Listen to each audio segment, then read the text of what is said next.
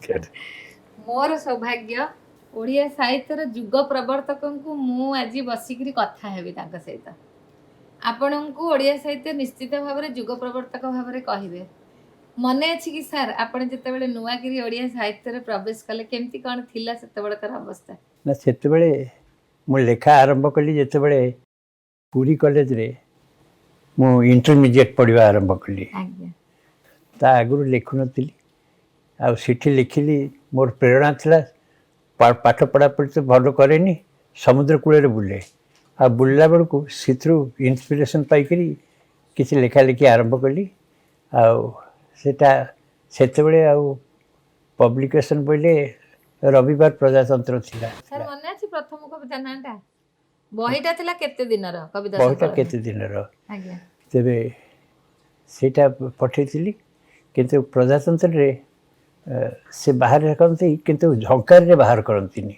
अच्छा झंकारटा से prestigious magazine आज्ञा से जड़े किए से जाई महताब को कहला ए रमाकांत बोली पिलाटे अच्छी से भल लिखुची झंकार कहीं दौना। अच्छा विश्वास करेनि मु हॉस्टेल थाए ता आर दिन झंकार संपादक हॉस्टेल को आसिले कहले महताब बाबू कहते आपण कविता देवे एमती सेमती बहुत प्रेरणा जो मैंने तुमठू बयस बड़ साहित्यिक से माने युव साहित्यिक मान को आशीर्वाद दौले प्रेरणा दौले।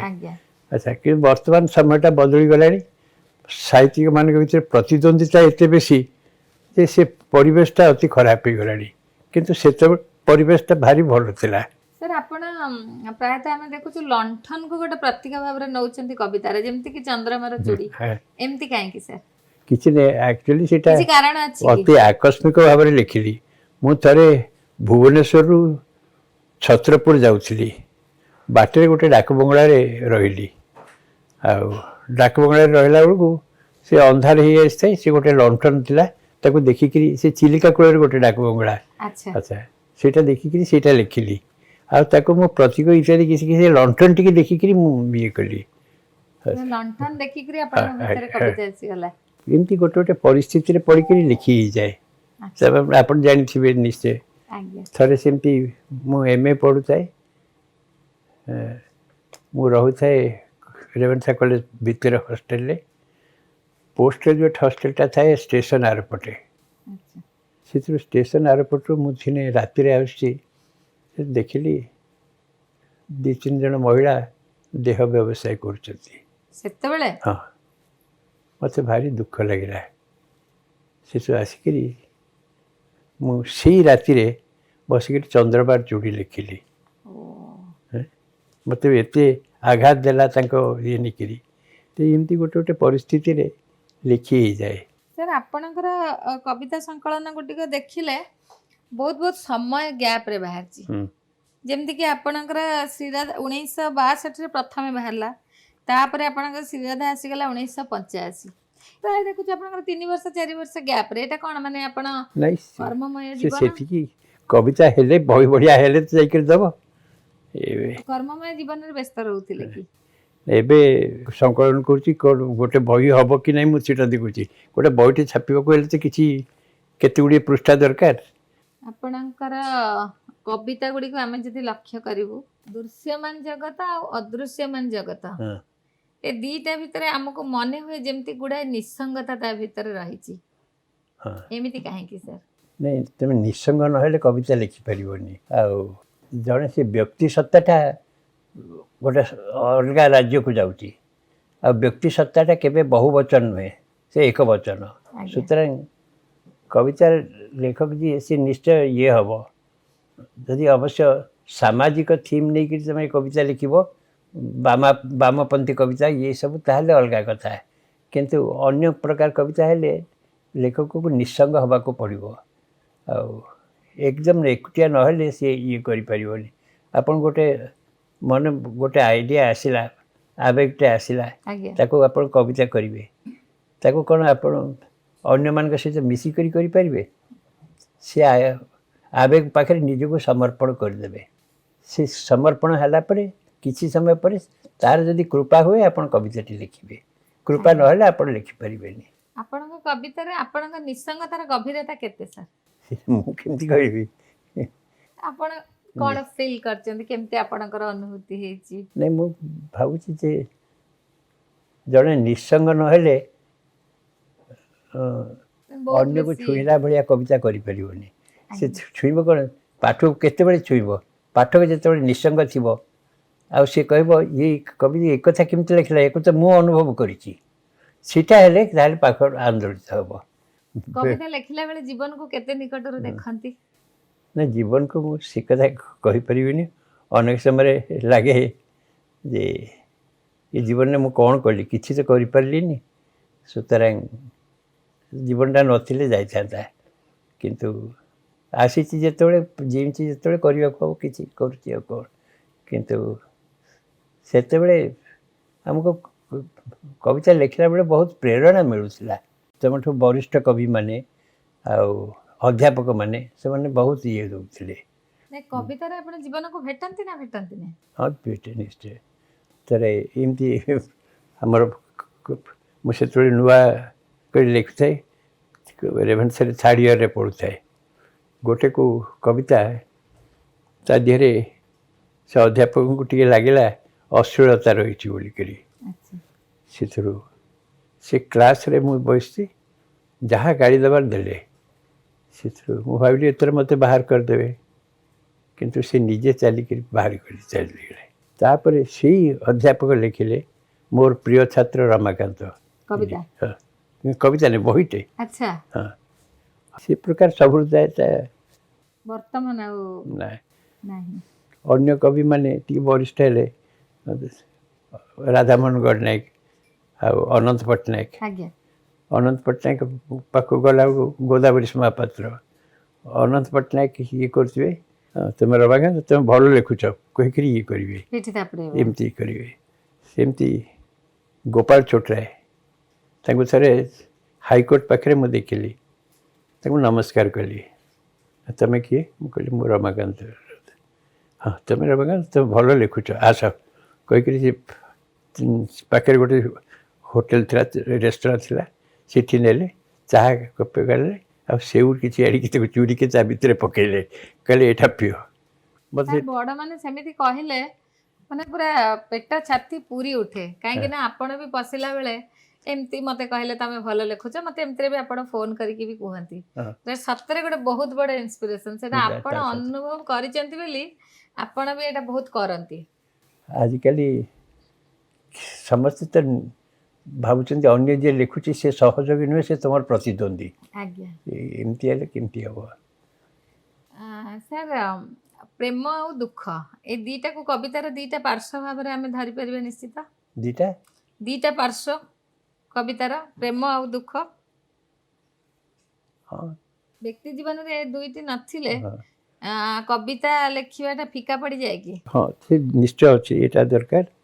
ତାପରେ ଯେଉଁ ପରିସ୍ଥିତିରେ ଅଛୁ ସେଠୁ ମୁକୁଳି ଯିବାର ଆକାଂକ୍ଷା, ଅଭିପ୍ସା, ସେଇ ଗୋଟାକୁ ବି ବଡ଼ କଥା। କାରଣ ତୁମେ ଯଦି ଯେଉଁଠି ଅଛ ତା ଭିତରେ ସନ୍ତୁଷ୍ଟ ହେଇକି ରହିଲ, ତାହେଲେ ଲେଖିବ କ'ଣ? ସାର୍ ଯେତେବେଳେ ଆପଣ ପୁରାପୁରି ନିସଙ୍ଗତାକୁ ଆବୋରି ନେଲେ, ନିସଙ୍ଗତା ଭିତରେ ହଜିଗଲେ ଏବଂ ନିଜକୁ ସମର୍ପଣ କରିଦେଲେ କବିତା ପାଖରେ, ସେ ନିସଙ୍ଗତା ଭିତରେ ସାର୍ ପ୍ରେମ ବି ଆସୁଥିବ, ଦୁଃଖ ବି ଆସୁଥିବ, ମିଳନ ବି ଆସୁଥିବ, ବିଚ୍ଛେଦ ବି ଆସୁଥିବ। କେମିତି ଭାବରେ ବର୍ଣ୍ଣନା କରିବେ ଆପଣ ଏଇ ଜିନିଷ ଗୁଡ଼ିକୁ? ସେ ଯାହା ଆସିଲା, ସେ ନିସଙ୍ଗତା ଭିତରେ ପ୍ରେମ ଆସୁ କି ଦୁଃଖ ଆସୁ, ତାକୁ ଆବୋରି ନେବାକୁ ହେବ। ଆବୋରି ନେଇକରି ତାକୁ କେମିତି କବିତାରେ ରୂପାନ୍ତରିତ କରିବ, ସେଇଟା ହେଉଛି ବଡ଼ କଥା। ଆଉ ଆମେ ଅନେକ ଜିନିଷ ଅନୁଭବ କରୁ, କିନ୍ତୁ ତାକୁ ବ୍ୟକ୍ତ କରିପାରୁନି। ଆଜ୍ଞା, ସବୁଠୁ ବଡ଼ ଅସୁବିଧା ହେଲା ଯେ ଅନେକ ଆପଣ ନିଜେ ଜାଣିଥିବେ, ଅନେକ କଥା ଆପଣଙ୍କ ମନକୁ ଆସୁଛି, କିନ୍ତୁ ତାକୁ ବ୍ୟକ୍ତ କରିପାରୁନାହାନ୍ତି। ସୁତରାଂ ମୋ ମତରେ ପ୍ରତ୍ୟେକ କବି ଅସଫଳ। କୌଣସି କବି କହିପାରିବନି ଯେ ସେ ସାର୍ଥକ, ସେ ସଫଳ। ସେ ଯାହା ଲେଖିବାକୁ ଚାହିଁଥିଲା ଲେଖିପାରିନି। ଆଉ ଗୋଟିଏ କଥା ମୁଁ କହିବି ଆପଣଙ୍କୁ, ମୁଁ ଭାବୁନି ଯେ କବିତା ଯିଏ ଲେଖିଛି ସେ କହିଛି ମୁଁ ଏଇଟା ଲେଖିଛି, ଏଇଟା କହିବା ଖୁବ୍ ଅନୁଚିତ।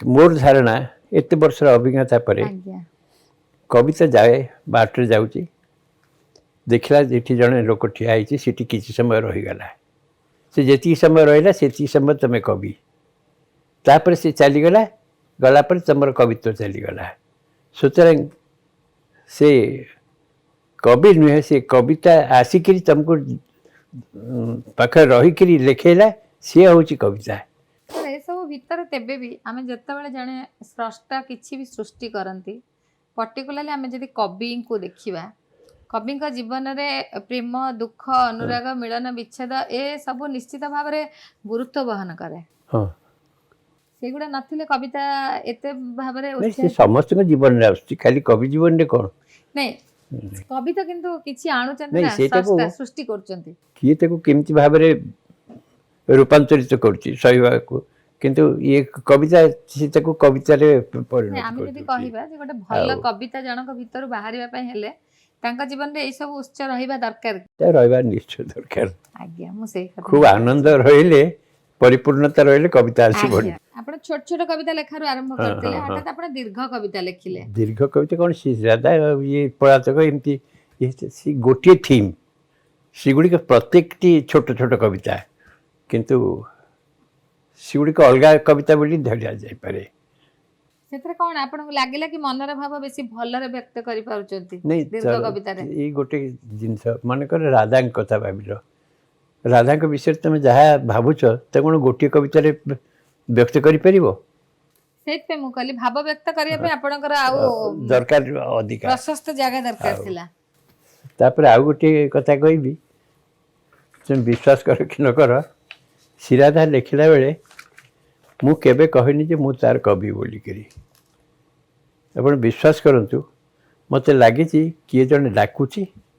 मुझे उत्तर दूची निश्चित आ मु कवि नुहे मु स्टेनोग्राफर आज्ञा निश्चित मते ए लगी श्रीराधा आ से अनुभूति मोर परे हेनी सेती समय से जेतेबेले राधा को नै किरी ओडिया साहित्य रे बहुत किछि सृष्टि हेची आपण को मन काहे कि सर राधा को आड़ को बळिला निश्चित भाव से आपण को आबरी बसतिबे आपण प्रथम निश्चित चिंता करिथिबे केमती एटा हला सर नै से केमती आसले मु कहि परिबिनी किंतु प्राय 6 वर्ष काल मत राधा आच्छादित करके रखिले राधा प्रेम एमती किए व्यक्त कर ना वर्णना कर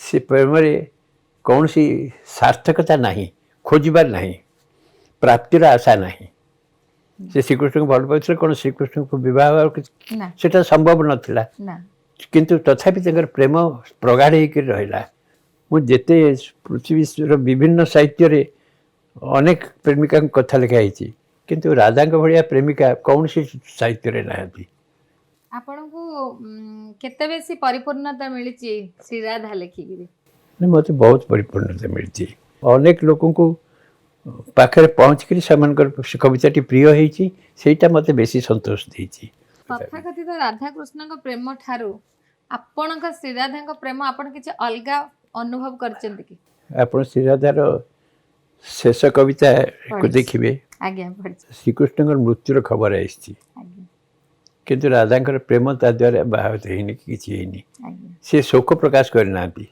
से बर खुशी होती जे तुम तो मरीगल एणिके आम प्रेम बाधा देवा को कहीं ना मुझे जीवी तुमको भेटा मत कहीं फॉलो करें कि देखिए सुतरां भल हो तुम मरी जाइए मुझे तुम प्रेमिका ये प्रकार केते गभीर कथा ये नहीं केते गभीर कथा मत सेटा भारी केवल राधा छड़ा आ कोटी मु देखिनी सर आपण जतले गोटिए कविता रो आ गोटिए कविता को जानती चिंताधारा रे परिवर्तन केमिति आनंती नहीं मु जाएनी से कविता आसे प्रकृति विश्वास करंतु मु हां निश्चित ये जदी कहि मु कविता लिखी बोली करी एबे अनेक दिन हला मु कविता लिखि पारुनी कारण कविता आसुनी से मोर दुख कर किंतु मु आनिबा को मोर बाट नहीं सुतरां कविता जिते आसिक तुम पाखे रही से बेले तुम कविता लिखिपर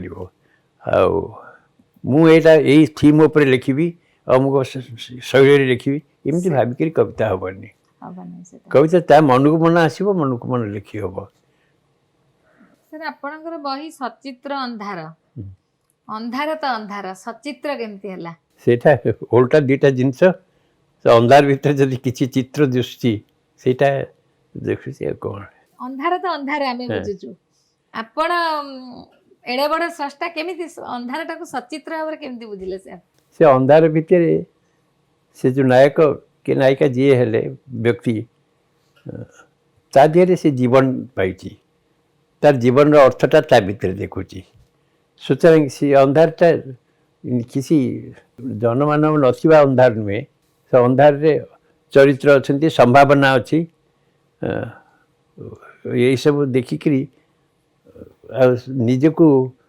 निजको उपलब्धि करिवार बाटटा सीटी कारण बहुत गुड़ा आलोक थिले दृष्टि इे सियाड़े चली जाए विक्षिप्त हो जाए सुतरां हुए अंधार रे जड़े निजको आमे साधारण मनीष अंधार को जेमती अंधार बुझू किंतु कवि रमाकांत से अंधार को आउरी रहस्यमय कर देछथि सचित्र अंधार रे केमती से केमती मन को मन आसे आपण विश्वास करंतु सचित्र अंधार टाइटलटा सेमती आसिला मन को आपण से अंधार को भी बहुत रहस्यमय करचंती मृत्यु परर अनुभूति अंधार को आपण देचंती केमती केमती सर करचंती कविताटा आसिला परे आउ कविर ता ऊपर किछि ये नाही कंट्रोल न थाए मु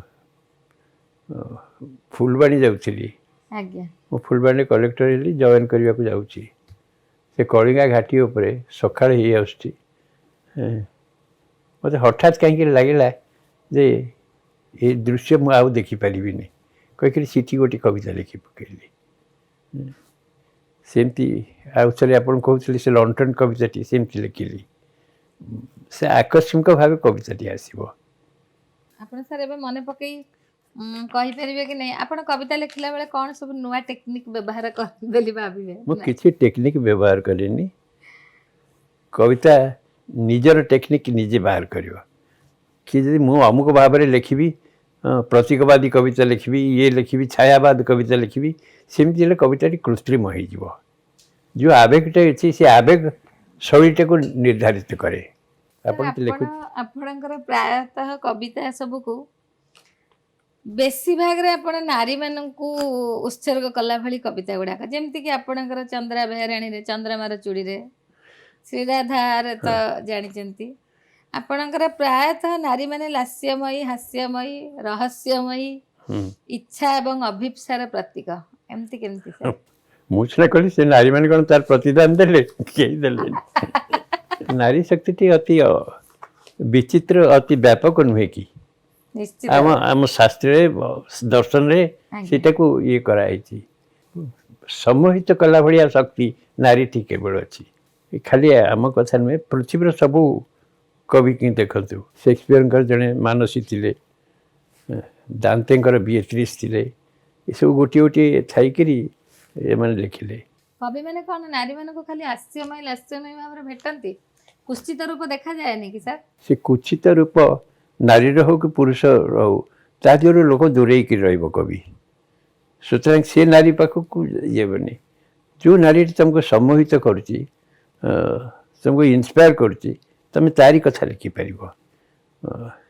देखो से कुस्तित हेले भी से कवि दृष्टि रे सुंदर हास्यमय लास्यमय हे जिवे मु राधा कथा काहे लिखिली मते से बहुत सम्मोहित करिसंती आज्ञा मु चित्र मुकुई पारनी 6 वर्ष काल लागिला अच्छा तापर देखंतु 6 वर्ष पर राधाटी आपण जानिते से राधा पोइटी समस्त द्वारा आदृत है मु श्रीकृष्ण के विषय लिखि बोली भाबिली आज्ञा श्री पलातक लिखिली मत 11 वर्ष लगे किंतु से बहीटी से आदृत है से प्रत्येक बहीर गोटे गोटे भाग्य थाए जन्म लग्न भी भाग्य स्रष्टा केतबेले कौन सृष्टि कले जेमती कि ऊपर बसी स्रष्टा सृष्टि करचंती सी तो निजे भी जानि नथबे तांको सृष्टि कौन होबाकू जाउची सेई छुआ जन्म होची बढ़िया गोड़ा हाथ मुह नहीं कि पुनी सेई छुआ जन्म हो जाउची कार हाथ नहीं कार गोड़ नहीं कार कौन नहीं सर वर्तमान समय आम देखुचु प्राय आपण तो निजे भी फील करथुए वर्तमान मनीष अनेक तो निसंगता भितर दे गति करचंती मनीषर निसंगता दूरेबारे कवितार किसी भूमिका अच्छी कि सर नहीं कविता निसंगता को दूरेब कौन बरं तुम निसंगतार कविताटी बाहर कवितार भित्तिभूमि है निसंगता यदि तुम अन्य मान सहित संपृक्त होकर रही कविताटी बाहर ସାର୍ ଆପଣ ଯେମିତି କହିଲେ କବିତାରେ ସାର୍ ମିଳନ ବିଚ୍ଛେଦ ପ୍ରେମ ବିରହ ଉଦାସ ହର୍ଷ ଉଲ୍ଲାସ ସବୁ ଅଛି କିନ୍ତୁ କବି ରମାକାନ୍ତଙ୍କ କବିତାରେ ପ୍ରାୟତଃ ଆମେ ଦେଖୁଛୁ ବେଶୀ ଭାଗ ଉଦାସ ଭାଗ। ତାକୁ ଉଲ୍ଲାସ ମିଳିଥିଲେ ସିନା ଲେଖିଥାନ୍ତା, କିନ୍ତୁ ତାହେଲେ ବେଶୀ ଉଲ୍ଲାସ ଭାବ ମିଳିନାହିଁ ସାର୍, ଏମିତି କାହିଁକି ବେଶୀ ଭାଗ ଉଦାସ ଆମେ ଆପଣଙ୍କ କବିତାରେ ଦେଖୁ? ମୁଁ କ'ଣ କହିବି, ତାକୁ ମୁଁ କହିପାରିବିନି, କିନ୍ତୁ ଆପଣ ଯାହା କହୁଛନ୍ତି ସତ। କବିତାଟା କେଉଁ ଅବସ୍ଥାରୁ ବାହାରେ? ତୁମର ନିଃସଙ୍ଗତାରୁ ବାହାରେ। ତୁମେ ଯଦି ଅନ୍ୟମାନଙ୍କ ସହିତ ସମ୍ପୃକ୍ତ ସାଙ୍ଗ ମେଳରେ ଅଛ ତାହେଲେ ସେଟା କବିତା। ସାର୍ ନିଃସଙ୍ଗତା ପ୍ରେମରେ ବି ହେଇପାରେ, ବିରହରେ ବି ହେଇପାରେ, ଦୁଃଖରେ ବି ହେଇପାରେ, ସୁଖରେ ବି ହେଇପାରେ। ମଣିଷ ସବୁ ପରିସ୍ଥିତିରେ ନିଃସଙ୍ଗ ରହିବା ପାଇଁ ଚାହେଁ। ସୁଖ ଥିଲେ ବି କିଛି ବ୍ୟକ୍ତ କରିବାକୁ ହେଲେ ବା ଲେଖିବାକୁ ହେଲେ ସେ ନିଃସଙ୍ଗ ରହିବାକୁ ଚାହେଁ, ଦୁଃଖ ଥିଲେ ବି ସେ ନିଃସଙ୍ଗ ରହିବାକୁ ଚାହେଁ। କିନ୍ତୁ ଆମେ ସେ ଭାବୁ କି କାହିଁ କବି ରମାକାନ୍ତ କ'ଣ ଖାଲି ଉଦାସ ଭାବରେ ନିଃସଙ୍ଗତା ଦେଖନ୍ତି? ନାଇଁ, ନିଃସଙ୍ଗତା ହେଲା ପରେ ତାର ଚିତ୍ତବୃତ୍ତି ଯାହା ସେପଟେ ସେ ଏଠାକୁ ଇଏ କରିବ, କିନ୍ତୁ ନିଃସଙ୍ଗତା ଥିଲେ ସେ ଉଦାସ କବିତା ନ ଲେଖିକରି କ'ଣ ଆନନ୍ଦମୟ କବିତା ଲେଖିପାରିବ? ଜଣେ ଯଦି ପ୍ରେମ ଭାବ ନେଇ ନିଃସଙ୍ଗରେ ରହିବ ସେ ନିଶ୍ଚିତ ଆନନ୍ଦମୟ ଲେଖିପାରିବ ସାର୍। ନାଇଁ, ସେଟା ଆଉ ବିରହ ନିଃସଙ୍ଗତା ଭାବ ନୁହେଁ। ଥିଲେ ହିଁ ସେ ଲେଖିବ। ନାଇଁ ସାର୍ ଗୋଟେ ଗଭୀର ଚିନ୍ତନ ଭିତରକୁ ଜଣେ ଚାଲିଗଲେ ତ ସେ ନିଃସଙ୍ଗତାକୁ ଚାଲିଯିବ। ନାଇଁ, ସେ ଯେଉଁଠି ପ୍ରେମରେ ବହୁତ ଜୟଗାନ କରାହେଇଛି, ଉଲ୍ଲସିତ ହେଇଛି, ସେ କିଏ କରିଛି? ଯେଉଁ ପ୍ରେମିକଟି ଏକଦମ ନିଃସଙ୍ଗ ସିଏ କରୁଛି। ସିଏ ଯଦି ଇଏ ତାର ସାଙ୍ଗସାଥି ଅଛନ୍ତି, ଇଏ ଅଛନ୍ତି, ତାହେଲେ ସେଇଟା ହେବନି। ସୁତରାଂ ନିଃସଙ୍ଗତା ହେଲେ ତମେ ନିଜେ ଆପଣଙ୍କର ଉଦାସ ଭାବ ବହୁତ ଅଛି କବିତାରେ। ଯାହା ଭଗବାନ ଯାହା କରିଛନ୍ତି ଆଉ ମୁଁ କ'ଣ କରିବି? ଈଶ୍ୱର ଯାହା କରିଛନ୍ତି। ଆପଣଙ୍କ କବିତାରେ ସାର୍ ନାରୀ ମାନେ ବହୁତ ତ୍ୟାଗ ବି କରିଛନ୍ତି। ଏଥିରେ କ'ଣ କୌଣସି ଜୀବନର କିଛି ପ୍ରତିଫଳନ ସାର୍ ନାହିଁ? ଯେମିତି ଶ୍ରୀରାଧା, ଆପଣଙ୍କର ନାରୀ ମାନେ ବହୁତ ତ୍ୟାଗ କରିଛନ୍ତି। ଯେଉଁ ନାରୀଟି ଖାଲି ଆହରଣ କରିବା ଉପରେ ଧ୍ୟାନ ଦିଏ ତାର ନାରୀତ୍ୱଟା ସେତେ ଇଏ ନୁହେଁ, ଉତ୍ତୀର୍ଣ୍ଣ ନୁହେଁ। ସେ ଅନ୍ୟମାନଙ୍କ ସହିତ ସମାନ। ସେଥିପାଇଁ ରାଧାଙ୍କୁ ମୁଁ ବିଶ୍ୱ ସାହିତ୍ୟରେ ତାଙ୍କ ଭଳିଆ ପ୍ରେମିକା ମୁଁ ଦେଖିନି। ସମସ୍ତଙ୍କର ଗୋଟେ ଆଶା ଅଛି ଯେ ଆମେ ପ୍ରେମିକ ସହିତ ମିଳିତ ହେବୁ, ଏକାଠି ରହିବୁ। ରାଧାଙ୍କର ସେ ଆଶା ମୂଳରୁ ନଥିଲା। ତଥାପି ତାଙ୍କର ପ୍ରେମର ପ୍ରଗାଢ଼ତା କେବେ କ୍ଷୁର୍ଣ୍ଣ ହେଇନି। ଆଉ ଗୋଟେ କଥା କହୁଛି, ସେ ରାଧା କବିତାଟି କେମିତି ଆରମ୍ଭ କଲି। ମୁଁ ଥରେ ଭାରତ ବାହାରେ ଯାଇଛି, ବାଂଲାଦେଶ। ଆଜ୍ଞା। ବାଂଲାଦେଶରେ ଗୋଟେ ସହର ଅଛି କୋମିଲା। ଆଜ୍ଞା। ସେ କୋମିଲାରେ ମୁଁ ରାତିରେ ରହିଲି, ଗୋଟେ କେଉଁ କାମରେ ଯାଇଥିଲି। ଆଉ ରାତିରେ ଭାରି ଗରମ ହେଲା ସେଠି। ମୁଁ ସେଥିରୁ ବାହାରକୁ ଚାଲି ଆସିଲି। ବାହାରକୁ ଚାଲି ଆସି ଦେଖିଲି ପବନ ବହୁଛି, ଆକାଶରେ ଚନ୍ଦ୍ର ହୁଇଛି। ତାପରେ ମୁଁ କହିଲି ଏଇଟା ଭାରି ଭଲ ଲାଗିଲା ମୋତେ। କହିଲି ଏମିତି ଆସୁଛି, କିନ୍ତୁ ଏ ଅନୁଭୂତି ମୋର ତ ଆଉ ଆସିବନି। ତାପରେ କିଏ ଏଇ ଅନୁଭୂତି କାହାର ଥିବ? ମୁଁ ଭାବି କହିଲି କେବଳ ରାଧା ହିଁ ଏଇଟା ଅନୁଭବ କରିଥିବେ। ଏକୁଟିଆ ହେଇକିରି ସେ ଜାଣିଥିବେ ଯେ ଯେଉଁ ଆନନ୍ଦ ମୁଁ ପାଉଛି ସେ ଆନନ୍ଦ ଦୀର୍ଘସ୍ଥାୟୀ ହେବନି, ଚାଲିଯିବ। ଆଉ କହିକିରି ମୁଁ ଆସିକିରି ରୁମ୍ରେ ଆଗ ସେତେବେଳେ ରାଧାଙ୍କ କଥା ଭାବିନଥିଲି, ଆଉ ଗୋଟିଏ କବିତା ଲେଖିଲି। ତାପରେ ଭାବିଲି ଏ ପ୍ରେମ କିଏ ଅନୁଭବ କରିଥିବେ? ଭାବି କହିଲି କେବଳ ରାଧା ହିଁ ଅନୁଭବ କରିଥିବେ। କହିକିରି ତାକୁ ବଢ଼େଇ ବଢ଼େଇକରି ଲେଖିଲା ବେଳକୁ ରାଧା କବିତାଟି ହେଇଗଲା। ଆପଣ କ'ଣ ଶ୍ରୀରାଧାରେ ଯେମିତି ଆରମ୍ଭରୁ ଆପଣ ଲେଖିଛନ୍ତି, ଆପଣ ମାନେ ଯେଉଁଭଳି ଭାବରେ ଦେଇଛନ୍ତି ବହିରେ, ଆପଣ ସେଇଭଳି ଭାବରେ ଲେଖିଲେ ନା ବିକ୍ଷିପ୍ତ ଭାବରେ ଲେଖିକି ତାକୁ ପରେ ସଜେଇଛନ୍ତି? ନାଇଁ, ଆଗ ଆରମ୍ଭ କଲି ଯେଉଁ କବିତାଟି କହୁଛି ସେଠୁ ଆରମ୍ଭ କଲି। ସେତେବେଳେ ମୁଁ ରାଧାଙ୍କ କଥା ପ୍ରଥମେ ଭାବିନଥିଲି। ତାପରେ ଭାବିଲି ଏମିତି ପ୍ରେମ କିଏ କରିଥିବେ? ମୁଁ ସେତେବେଳେ ଇଂରେଜ ସାହିତ୍ୟର ଛାତ୍ର, ମୁଁ ଚାରିଆଡ଼େ ବୁଝିକିରି ଦେଖିଲି ଯେ ସେ ପ୍ରେମ ମୁଁ ଆଉ କାହାଠି ଦେଖିନି, କେବଳ ରାଧା କରିଥିବେ। କହିକରି ମୁଁ ସେଇଟାକୁ ମୂଳରୁ ତାଙ୍କଠୁ ଆରମ୍ଭ କରିକିରି କଲା। ଆଉ ମୁଁ ଆପଣଙ୍କୁ କହିଥିଲି ମୋତେ 6 ବର୍ଷ କାଳ ମୁଁ ଆଉ କିଛି ଲେଖିପାରିନି, କେବଳ ରାଧା। ଆଉ ବିଶ୍ୱାସ କରନ୍ତୁ, ମୋତେ କିଏ ଜଣେ ଡାକି ଦେଇଛି, ଶୁଣିଛି ସ୍ୱର, ଶୁଣିକିରି ମୁଁ ଉତାରିଛି। କୌଣସି ବି ଚେହେରା ଝାପ୍ସା ଭାବରେ କେବେ ଆପଣଙ୍କ ମନକୁ ଆସୁଥିଲା ଶ୍ରୀରାଧା ଲେଖିଲା ବେଳେ? ନା, ଚେହେରା କିଛି ଆସିନି, କୌଣସି ଚେହେରା ନାହିଁ। ସେ ଗୋଟେ ଅନ୍ତର୍ଦୃଷ୍ଟିରେ କାହାକୁ ବି ଦେଖୁଥିଲେ? ନା ଅନ୍ତର୍ଦୃଷ୍ଟି ସେ ଧାରଣାଟି ରାଧାଙ୍କର ବ୍ୟକ୍ତିତ୍ୱର ଯେଉଁ ସେଇଠି ଜୀବନ୍ତ ଥିଲା ମୋ ପାଇଁ। କାହାର ଚେହେରା ମୁଁ ଦେଖିନି, କିନ୍ତୁ ସେ ତାଙ୍କର ପ୍ରେମ ଆଉ ତ୍ୟାଗ ଇତ୍ୟାଦି ସେ ସବୁ ମୂର୍ତ୍ତିମନ୍ତ ହେଇଗଲେ, ଜୀବନ୍ତ ହେଇଗଲେ। ଆପଣ ଏଥିରେ ରାଧାଙ୍କର ଯୋଉ ମୂଳ ରୂପ, ପୌରାଣିକ ରୂପ ଆମେ ଯୋଉଟା ଦେଖୁ, ତାକୁ କିଛିଟା ଆଧାର କରିଛନ୍ତି ଆପଣ? କିଛି ନାହିଁ, ମୁଁ ସେଟା କିଛି ପଢ଼ିନି କି ସେ ବିଷୟରେ ଦେଖିନି। ମୋତେ ଖାଲି ରାଧାଙ୍କ ବିଷୟରେ ଯାହା ଶୁଣିଛି ତାକୁ ଦେଖିକି ସେ ତ ଆପଣ ଦେଖନ୍ତୁ, ସେ ଆସିଲା ପରେ ମୋତେ ଏମିତି ଗୋଟେ ପ୍ରେରଣା ଆସିଲା ଯେ ମୋର ଅନ୍ୟ କିଛି ଦେଖିବା ଦରକାର ନାହିଁ।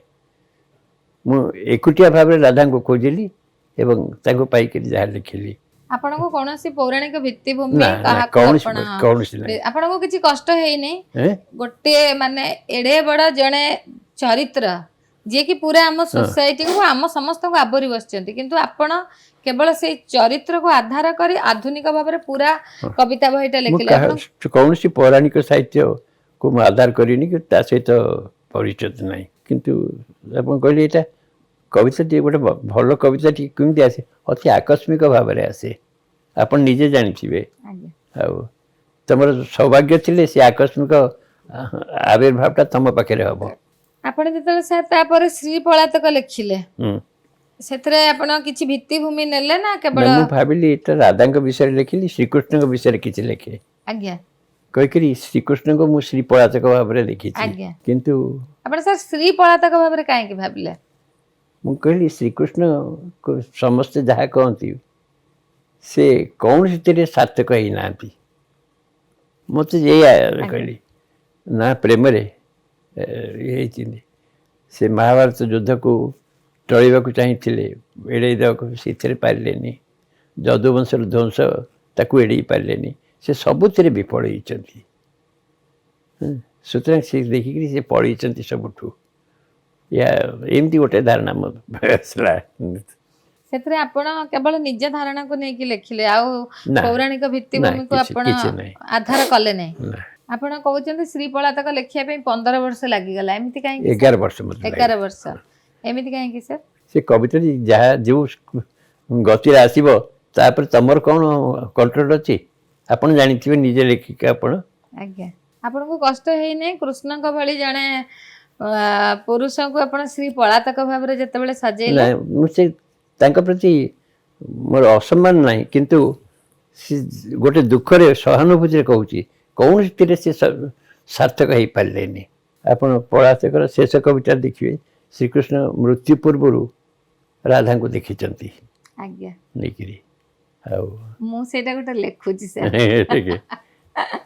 ସେ ଆସୁଛନ୍ତି, ରାଧା ଆସୁଛନ୍ତି, ଶାଢ଼ୀ ଟେକି ଦେଇଛନ୍ତି ଆଣ୍ଠୁ ପର୍ଯ୍ୟନ୍ତ, ଏମିତି ହେଇକିରି ମୋତେ ସେଇ କଥାଟି ଭାରି ଭଲ ଲାଗିଲା। ସାର୍ ଏତେ କବିତା ଆପଣ ଲେଖିଛନ୍ତି, କୌଣସିଥିରେ ବି ଆପଣଙ୍କର ଜୀବନ କିଛି ବି ପ୍ରତିଫଳିତ ହେଇନାହିଁ? ନିଜ ଜୀବନକୁ ନେଇକି କବିତା ଆସିଛି, ଆପଣ ଲେଖିଛନ୍ତି, କବିତା ଆବରି ବସିଛି, ଆପଣ ଲେଖିଛନ୍ତି, କିନ୍ତୁ ଜୀବନର ପ୍ରତିଛବି କୋଉଠି କେବେ ବି ଆପଣଙ୍କର ଅନୁଭବ ହେଇନି? କେବେ ବି ସ୍ରଷ୍ଟା ନିଜ ଜୀବନକୁ କ'ଣ କେବେ ବି ଦେଖେ ନାହିଁ ତା ସୃଷ୍ଟିରେ? ଅତିଥି ସତ୍କାର ବୋଲି ଗୋଟେ କବିତା ଅଛି, ସେଥିରେ ଜଣେ ଲୋକ ଆସିଛି, କହିଛି ମୁଁ ବାଟ ଦେଖିବି। ଇଏ ଯେ ନାୟକ ତା ପୁଅକୁ ପଠେଇ, ପୁଅ ଫେରିନି। ବିଶ୍ୱାସ କରନ୍ତୁ, ତାର ଅଳ୍ପ ଦିନ ପରେ ମୋ ପୁଅଟି ଚାଲିଗଲା। ତାପରେ ମୁଁ ନିଜେ କହିଲି କାହିଁକି ଲେଖୁଥିଲି ଏଇଟା? ନ ଲେଖିଥିଲେ ବୋଧେ ସେ ବଞ୍ଚି ଯାଇଥାନ୍ତା। ତାର 2-3 ମାସ ଭିତରେ, କବିତା ଲେଖିବାର 2-3 ମାସ ଭିତରେ ଏମିତି ହେଲା ଏ ଦୁର୍ଘଟଣା।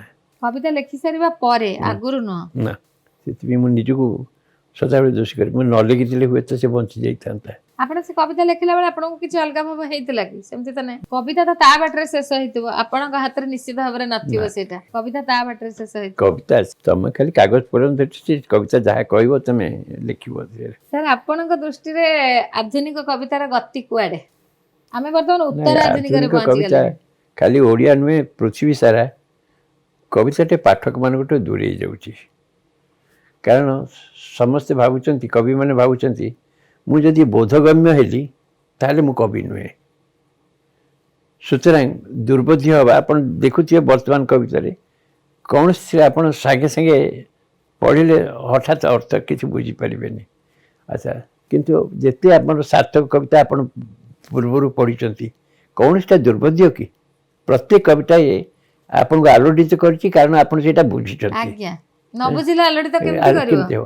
କିନ୍ତୁ ବର୍ତ୍ତମାନ ସମସ୍ତଙ୍କର ଧାରଣା ହେଉଛି ଯେ ଏଇଟା ଇଏ ନୁହେଁ, କବିତାଟି ଦୁର୍ବୋଧ୍ୟ ହେବା ଦରକାର, ଖାଲି ଭାରତ ଓଡ଼ିଆରେ ନୁହେଁ ପୃଥିବୀ ସାରା ଚାରିଆଡ଼େ। ସୁତରାଂ କବିତା ପ୍ରତି ଆଗ୍ରହ, ପାଠକମାନଙ୍କର ଆଗ୍ରହ କମିଯାଉଛି। ଜଣେ ଚାହେଁ ପଢ଼ିକରି ଆଲୋଡ଼ିତ ହେବାକୁ, ଆନନ୍ଦ ପାଇବାକୁ, ଯଦି ନ ବୁଝିପାରିଲା ପଢ଼ିବ କାହିଁକି? ଆଜ୍ଞା ନିଶ୍ଚିତ ଭାବରେ। ଗୋଟେ ସଭାରେ ଜଣେ କହିଲା ରମାକାନ୍ତ ରଥ କି କବି, ତାଙ୍କର ତ ସବୁ କବିତା ବୁଝି ହେଇଯାଉଛି, ସେ କି କବି? ଲେଖା ସବୁବେଳେ ବୁଝି ହେବା ଦରକାର, ମୁଁ ସେୟା ଭାବେ। ଲେଖା ବୁଝି ନହେଲେ ଯଦି ମୁଁ ଛାପିବି କାହିଁକି? ଜଣେ ଯଦି ନ ବୁଝିପାରିବ ପାଠକ। ସାର୍ ଆପଣ ବହୁତ ବଡ଼ ପଦପଦବୀରେ ରହିଛନ୍ତି, ଯେତେବେଳେ ଆପଣ ଅଫିସ କାମ କରୁଥିବେ କବିତା ଆସିଲା କ'ଣ କରନ୍ତି, କେମିତି ମାନେ ଫିଲ୍ ମୋର କରନ୍ତି? ସେତେବେଳେ କବିତା ଆସିଲେ ତାକୁ କହ ଅପେକ୍ଷା କର। ଆଉ ମୋର ଅଫିସ କାମଟା ମୋର ବହୁତ ଡେରି ପର୍ଯ୍ୟନ୍ତ, ମୋର ସାଧାରଣ ଅଫିସ କାମ ଥିଲାବେଳେ ରାତି 2ଟା ଆଗରୁ ମୁଁ ସାରେନି। ଆଜ୍ଞା ଆଉ ସେତେ ଅଫିସ କାମ କରିବି, ସେତକ ସରିଲେ କବିତାଟି ଆସିକି ଦେବ। ଆଉ କବିତା କେବେ ଅଫିସ କାମ ସହିତ ଇଏ କରିନି। ଆସିଲେ ବି ତ ଆପଣ ଲେଖିପାରୁନଥିବେ, ଆପଣଙ୍କୁ ଲାଗେନି ଅଫସୋସ? ଅଫସୋସ ଲାଗେନି? କାରଣ ସେତିକି ବେଳେ ମନରେ ଯୋଉଟା ଆସିଥିବ ପରବର୍ତ୍ତୀ ସମୟରେ ହୁଏତ ସେଇଟା ଆଉ ନ ଆସିଥିବ, ଏମିତି ଲାଗେନି ଯେ କାମ ଚାପରେ କ'ଣ କରିବି? ନହେଲେ ବି ମୁଁ କ'ଣ ଚାକିରି ତ ଛାଡ଼ି ଦେଇପାରିବିନି, ନହେଲେ ଭୋକରେ ମରିଯିବି। ସେଥିରେ ସେଇଟା ଆସି କବିତାଟି ଅଛି, ଦିଇକି ଧରିକିରି ଚଳିବାକୁ ହବ। ଆଜ୍ଞା ସାର୍, କେବେ ଭାବିଛନ୍ତି ଜୀବନରେ କେତେ ପାଇଛି କେତେ ହରେଇଛି? କେବେ ବସି ହିସାବ କରିଛନ୍ତି? ହିସାବ କରିନି, କିନ୍ତୁ ହରେଇବାଟା ଟିକେ ବେଶୀ ହେଇଯାଇଛି। ହରେଇବାଟା ବେଶୀ ହେଇଯାଇଛି, ପାଇବାଟା କମ୍। ଆମେ କିନ୍ତୁ ଭାବୁ କବି ରମାକାନ୍ତ ବହୁତ କିଛି ପାଇଛନ୍ତି। ହେଇଥିବ ନାଇଁ, ସେ ଯୋଉଟା ପାଇବାଟା ସମସ୍ତଙ୍କୁ ଦେଖାଯାଏ, ହରେଇବାଟା କିଛି କାହାକୁ ଦୁଶେନି, ଖାଲି ନିଜେ ଆପଣ ଭୋଗିବେ। ଆପଣ ନିଜ କଥା କହନ୍ତୁ, ଯାହା ହରେଇଛନ୍ତି ସେଟା ଆପଣ ଜାଣିଛନ୍ତି, ଅନ୍ୟମାନେ କିଏ ଜାଣିବ? ନାଇଁ, ଅନ୍ୟମାନେ କିଏ ଜାଣିବେନି। ସାର୍, ସେଇ ହରେଇବାର ଭାବଟା ବେଶୀ ବୋଲି କବି ରମାକାନ୍ତ ବେଶୀ ଭାଗରେ ଉଦାସ, ଏଇଟା ଆମେ ଧରି ନେବା କି? ହଁ, ହରେଇବାଟା ନିଜକୁ ଅତି ଆଲୋଡ଼ିତ କରେ, ଆଉ ପାଇବାଟା ସେତେ ଆଲୋଡ଼ିତ କରେନି। ସୁତରାଂ ହରେଇବାଟା ବହୁତ ବଡ଼ କଥା ସାର୍। ହରେଇବାଟା ବେଶୀ ଆଲୋଡ଼ିତ କରେ, ପାଇବାଟା ଏତେ ଆଲୋଡ଼ିତ କରେ ନାହିଁ। ଆପଣ ଯେମିତି 2ଟା ଯାକ ମ୍ୟାଗାଜିନ୍ କରୁଛନ୍ତି, କୁନି କଥା ଆଉ ସାଦମ୍ବିନୀ, ଖୁବ୍ କମ୍ ଲୋକ ଏମିତି କରୁଛନ୍ତି। ଏ ସାର୍ଥକତା ପାଇଁ ସମସ୍ତେ ଆପଣଙ୍କ ପାଖରେ କୃତଜ୍ଞ। ନାଇଁ, ପ୍ରକୃତରେ ମୋତେ ବେଳେବେଳେ ଆସେ ଯେ ଏତେ ତଥ୍ୟ ଆପଣ କୁଆଡ଼ୁ ପାଉଛନ୍ତି? ବହୁତ କଷ୍ଟରେ କାଦମ୍ବିନୀ କରୁଛୁ, କିନ୍ତୁ ପତ୍ରିକା କରିବା ବଞ୍ଚେଇ ରଖିବା ବହୁତ କଷ୍ଟ।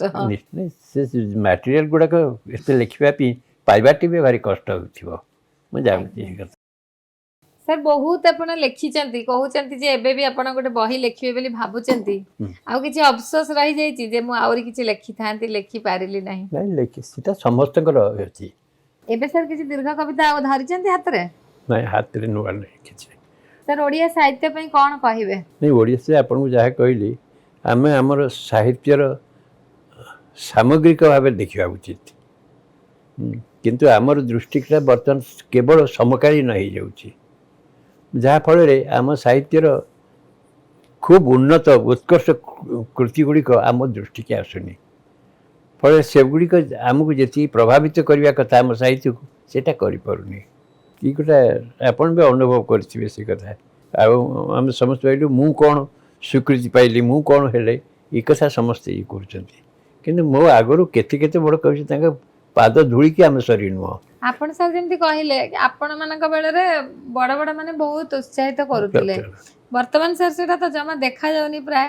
ନାଇଁ, ଆଉ କେହି ଉଠୁଛନ୍ତି ସେମିତି, ନୂଆ କବିମାନଙ୍କୁ କେହି, ଆଉ ଲେଖକମାନଙ୍କୁ, ବରିଷ୍ଠ ଲେଖକମାନଙ୍କର ଉତ୍ସାହ ନାହିଁ। ସମସ୍ତେ ବର୍ତ୍ତମାନ ନିଜ ଭିତରେ, ନାଇଁ ସମୟ ନାହିଁ, ନିଜ ଭିତରେ ସେମାନେ ଆବଦ୍ଧ। ମୁଁ କ'ଣ ଲେଖିଲି, କ'ଣ ସ୍ୱୀକୃତି ପାଇଲି, ଏହା ନେଇକିରି। ସାର୍, ଆଉ କିଛି ଆପଣଙ୍କ ଅନୁଭୂତିରୁ କିଛି ଭଲ କଥା କୁହନ୍ତୁ, ମନେ ପକେଇକି ଟିକେ। ଆପଣଙ୍କର କୋଉ କବିତା ଲେଖିବା ବେଳର କିଛି ଘଟଣା, ଅନୁଭବ? ନାଇଁ, କବିତାଟି ଅନେକ ସମୟରେ ଭାବି ଚିନ୍ତିକିରି ହୁଏନି, ଅତି ଆକସ୍ମିକ ଭାବରେ ଆସେ। ମୁଁ ଯେମିତି ଆପଣଙ୍କୁ କହିଲି, ସେ ଚନ୍ଦ୍ରମାର ଚୁଡ଼ି, ଅତିଥି ସତ୍କାର, ଏସବୁ ଅତି ଆକସ୍ମିକ ଭାବରେ ଆସିଛି। ଆଉ ମୁଁ ଯଦି ଭାବିକିରି କରିବି ତାହେଲେ ସେଇଟା ହେବନି। मोर सौभाग्य जे आकस्मिक भाव में कविता गुड़िक मो पाक आसला सेटा मोर सौभाग्य। सर सप्तम ऋतु कविता बही विषय किसी कहबे जदि आपनकर अनुभव? बहुत दिन तले लिखिଥିଲି ମୁଁ ଭାବିଲି ଟିକେ ଅଲଗା ହେବି ବୋଲି ଆମେ ସମସ୍ତେ ଭାବୁ 6ଟି ଋତୁ आज्ञा ଅଛି सेही दिबे सचित्र अंधार सप्तम ऋतु सुतरां आपनकर सप्तम हेले गोटे ऋतु अछि जहाको केही अनुभव करूनांती किंतु जे अछि। सर कविर जीवन में प्रेम नथिला जने कवि हे परबा? प्रेम थाई कि पाइकिरी ताको हरेले कवि हे जीव निश्चय। यदि किसी प्रेम करियो से चाहूची किंतु प्रेम पाइलानी आ पाइगले बोधे से चुप हो जाता है नहीं। बहुत सुंदर अनेक समय कहले। हरेबाटा प्रेरणा हुए आज्ञा नहीं कि माने दुखटा सुख अपेक्षा बेसी प्रेरणादायक ना कौन सर? नहीं दुखटा तुमको निज सहित रहिबार गोटे सुजोग दिए सुखरे तुम निज सहित रहनी। आ कौन कहबे सर? कविता लिखी से आउ लिखि पारुनी से बड़ दुख। आम कॉलेज पढ़ला गोटे कविता बाहर कॉलेज गर्ल स्टूडेंट मैं चाहिए ये लिखुच कविता बर्तन क्या चाहते जे क्रिकेट खेलुची ताको चाहते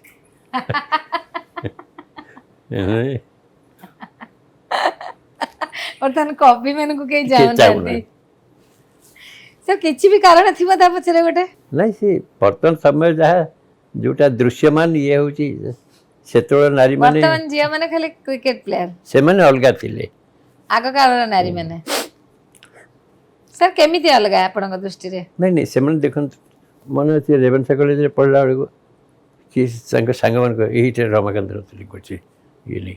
अच्छा बर्तन क्या कहते ये लोक भल क्रिकेट खेलुची पूरा ठीक कथा सुतरां सर आजकल जो सोशल मीडिया है बहुत लिखुचंती आपण कोन कहबे से विषय सर? मोर ता देर किछि आइडिया नहीं किछि नहीं। दिन को गोटे करी कविता प्रति मुहूर्त रे गोटे करी कविता सोशल नेटवर्क लिखा होची कविताटी निजर निर्जनता रु आसे तुम सांग मेले थिले कविता हबनी भल लेखाटी सब बेले निजर निर्जनता। निर्जनता रे मनुष्य जतले निज संगरे निजे थाए सेतिकी बेले से कविता हो गप हो जहाँ भी हो ना कौन सर? गद्य बा पद्य गद्य क्षेत्र रे भी तो सही है अपन भी नीचे जानि छिबे सर आपण भी तो गप लिखिचंती हां आपण गप लिखिला बेले रे सर अनुभूति केमिति? नहीं मते से कविता गप एका कथा मते लागि छी। अच्छा मते गप केतटी जहा लिखी छी मते बहुत संतोष दे छी। ताले आउ गप सर काहे कि लिखिलेनी समय अभाव ना?